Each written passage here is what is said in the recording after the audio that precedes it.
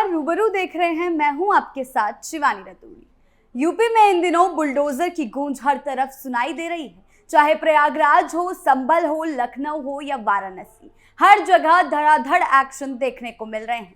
खासकर अवैध कब्जों पर सरकार का, प्रशासन का डंडा चल रहा है, लेकिन कुछ लोग इस कार्रवाई से बौखलाए हुए हैं। जब भी बात मस्जिद, मज़ारों, मदरसों पर कार्रवाई की होती है, तब ये लोग कुछ ज्यादा ही बौखलाने लग जाते हैं। और सरकार का साफ कहना है कि किसी खास समुदाय को टारगेट नहीं किया जाता। अवैध दुकान हो या मकान, हर जगह कार्रवाई सुनिश्चित की जाती है। लेकिन फिर भी कुछ लोगों का मानना है कि मस्जिद पर कार्रवाई जानबूझकर की जाती है। और ऐसे ही कुछ प्रयागराज, संभल में देखने को मिला है, जहां प्रशासन की कार्रवाई के बाद लोग भड़क उठे। क्या कुछ हुआ है, आइए जानते हैं विस्तार से। अवैध कब्जों पर सख्ती जारी। रेलवे के प्रयागराज मंडल ने प्रयागराज जंक्शन के सिटी साइड सर्कुलेटिंग एरिया में मस्जिद को हटाने के लिए नोटिस जारी किया है। रेलवे का आरोप है कि ये मस्जिद रेलवे की जमीन पर अनाधिकृत रूप से कब्जा करके बनाई गई है। स्टेशन के पुनर्निर्माण का कार्य 15 अप्रैल से शुरू होना है, इसीलिए रेलवे ने मस्जिद कमेटी को 27 अप्रैल तक बिल्डिंग खाली कराने का समय दिया है। नोटिस में चेतावनी दी गई कि अगर तय समय तक जगह खाली नहीं की गई तो प्रशासन मस्जिद को तोड़कर निर्माण कार्य को आगे बढ़ाएगा और किसी भी नुकसान की जिम्मेदारी कमेटी की होगी। सीनियर सेक्शन इंजीनियर द्वारा जारी इस नोटिस ने इलाके में हड़कंप मचा दिया है। रेलवे की इस कार्रवाई पर मस्जिद कमेटी ने कड़ा ऐतराज जताया। कमेटी का कहना है कि ये मस्जिद यूपी सुन्नी सेंट्रल वक्फ बोर्ड में बकायदा दर्ज है। जानकारी के मुताबिक इस पुरानी कच्ची मस्जिद को तोड़कर 22 नवंबर 1961 को पक्का बनाया गया था, जिसका उद्घाटन तत्कालीन उत्तर प्रदेश रेलवे मंत्री मेजर जनरल शहनवाज खान ने किया था। बाहर संगमरमर लगे होने के कारण इसे संगमरमर वाली मस्जिद के नाम से पहचाना जाता है। कमेटी का दावा है कि ये ढांचा ऐतिहासिक है और इसे अतिक्रमण कहना गलत है। नोटिस मिलने के बाद अब ये कानूनी लड़ाई की ओर बढ़ रहा है। इलाहाबाद हाईकोर्ट के अधिवक्ता मोहम्मद हंजला फारूकी ने बताया कि मस्जिद कमेटी रेलवे के दस्तावेजों के साथ अपनी बात रखेंगे और इस नोटिस के खिलाफ हाईकोर्ट में चुनौती देने की तैयारी कर रही है। रेलवे के सख्त रुख और कमेटी की कानूनी तैयारियों के बीच अब सबकी नजरें 27 अप्रैल की समय सीमा पर टिकी हुई है। प्रशासन आगे क्या कदम उठाता है? अब मस्जिद पर कार्रवाई को लेकर कमेटी सड़कों पर उतरने की तैयारी भी कर रही है। प्रशासन का डंडा, सड़कों पर विरोध। प्रयागराज के मामले में कार्रवाई जरूर मस्जिद पर की जा रही है, लेकिन वो अवैध है। इसीलिए अगर आपके पास वैध दस्तावेज हैं तो आप सरकार को दिखाइए। लेकिन इन लोगों के दिमाग में एक नैरेटिव सेट है कि प्रशासन हमारे खिलाफ जानबूझकर कार्रवाई करता है। अब वाराणसी का मामला ले लीजिए, वहां भी कार्रवाई मस्जिद पर देखी जा रही है, लेकिन मस्जिद के साथ और भी अवैध निर्माणों को खोजा जा रहा है और उन पर कार्रवाई होगी। तो क्या कुछ चल रहा है वाराणसी के अंदर, देखिए रिपोर्ट। अवैध निर्माण पर होगी सख्त कार्रवाई। दाल मंडी सड़क चौड़ीकरण के दायरे में नई सड़क लंगड़ा हाफिज मस्जिद भी आ रही है।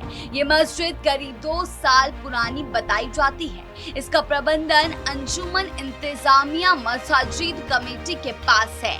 PWD ने भवनों के चिन्हांकन में मस्जिद पर भी लाल निशान लगाया। इसके अगले हिस्से की 20 फीट जमीन चौड़ीकरण के दायरे में है। खास ये है कि मस्जिद नजूल की जमीन पर है। राजस्व विभाग और नगर निगम के संयुक्त सत्यापन में इसकी पुष्टि हुई है। जिला प्रशासन की पहल पर नगर निगम ने इसे खाली करने का नोटिस भेजने की प्रक्रिया शुरू कर दी। PWD के रिकॉर्ड के मुताबिक सड़क चौड़ीकरण में वक्फ की 8 संपत्तियां आ रही है। इनमें 6 मस्जिदें हैं। लगड़ा हाफिज मस्जिद भी इनमें शामिल है। राजस्व विभाग ने दस्तावेजों की जांच में इसके नजूल की जमीन पर बने होने का खुलासा किया। हालांकि मस्जिद का कुछ ही हिस्सा नजूल है, लेकिन मस्जिद प्रबंधन इनकार रहा है। अब नगर निगम से भी कागजात सत्यापित कराए जा रहे हैं। राजस्व विभाग की टीम जल्द ही मौके पर जाकर सत्यापन करेगी।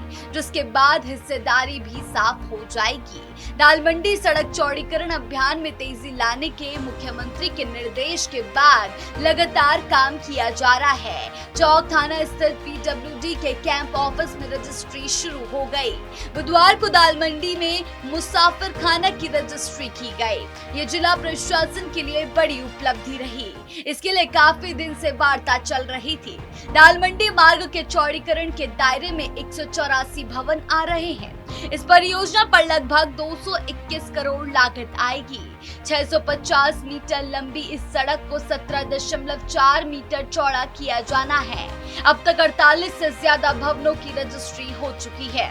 PWD ने पिछले कुछ महीनों में अभियान चलाकर तकरीबन 40 भवन ध्वस्त कर चुका है।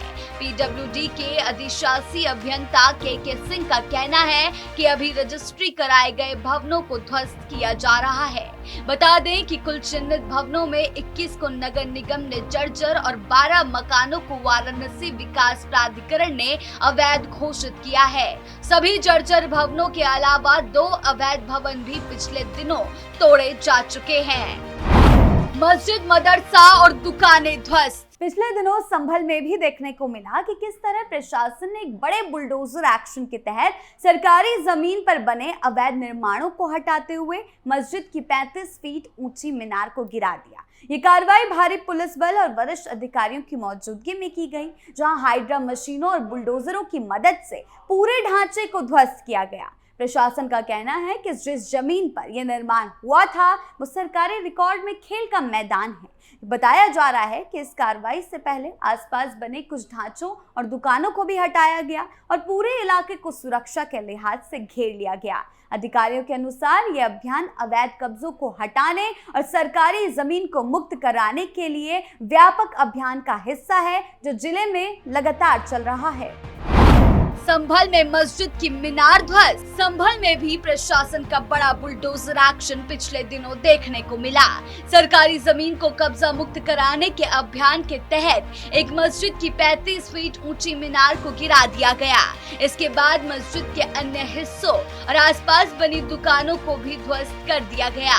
जानकारी के मुताबिक ये कार्रवाई मुबारकपुर बंद गांव में की गई, जहां सरकारी जमीन पर बने मस्जिद और मदरसे को हटाया गया। प्रशासन का कहना है कि ये जमीन रिकॉर्ड में खेल का मैदान और खाद के गड्ढों के लिए दर्ज थी। मस्जिद की ऊंची मीनार को गिराने के लिए प्रशासन ने 2 हाइड्रा मशीनों का इस्तेमाल किया। कार्रवाई के दौरान एक मजदूर मीनार पर चढ़ा और वहां रस्सी बांधी गई। रस्सी के दूसरे छोर को दोनों मशीनों से जोड़कर खींचा गया, जिससे मीनार ढह गई। इस पूरी कार्रवाई का वीडियो सोशल मीडिया पर वायरल हो रहा है। इससे पहले सुबह करीब 9:30 बजे तक मस्जिद के बाहर बनी 5 दुकानों को भी तोड़ा गया। इस दौरान जिला मजिस्ट्रेट और पुलिस अधीक्षक मौके पर मौजूद रहे। प्रशासन की निगरानी में पूरे इलाके में सुरक्षा के कड़े इंतजाम किए गए थे। सिर्फ कार्रवाई मस्जिदों पर नहीं बल्कि अलग अलग अवैध निर्माणों पर भी की जा रही है, इस बात से ये साफ होता है। प्रशासन के अनुसार करीब 15 साल पहले इस सरकारी जमीन पर मस्जिद का निर्माण किया गया। बताया जा रहा है कि 5 अप्रैल को भी इस पर कार्रवाई की कोशिश हुई थी, लेकिन उस समय बुलडोजर चालक ने मीनार गिराने से मना कर दिया। उसका कहना था कि मीनार बुलडोजर पर गिर सकती है, जिससे खतरा होगा। उस दौरान मदरसा, मस्जिद का गेट और कुछ दुकानों को आंशिक रूप से तोड़ा गया। बचा हुआ हिस्सा पूरी तरह से बाद में ध्वस्त किया गया। नायब तहसीलदार ने बताया कि जिले में लैंड बैंक तैयार किया जा रहा है और इसी के तहत सभी अवैध कब्जों को हटाया जा रहा है।